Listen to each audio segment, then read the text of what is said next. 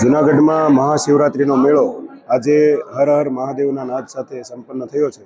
ત્યારે આ મેળો છે એ જૂનાગઢમાં પ્રથમ વખત આટલો ભવ્ય અને મોટી માત્રામાં થયેલો છે। આ મેળામાં જે સાધુ સંતો છે એમની સંખ્યા પણ વધી છે। આવનારા લોકો છે એની સંખ્યામાં ઘણો બધો વધારો થયેલો છે। જૂનાગઢમાં મહાશિવરાત્રિનો મેળો એ મુખ્ય આકર્ષણ હોય છે। ભજન ભોજન અને ભક્તિનો સંગમ હોય છે। આ મેળામાં મોટી સંખ્યામાં લોકો આવે છે અને પુણ્યનું ભાથું બાંધતા હોય છે। એક અંદાજ છે કે અંદાજિત 25 લાખથી વધારે લોકોએ આ મેળાનો લાભ લીધેલો છે। મેળામાં ક્યારેય મોટી માત્રામાં ન આવેલા હોય એટલી સંખ્યામાં સાધુ સંતો પણ નોંધાયેલા છે।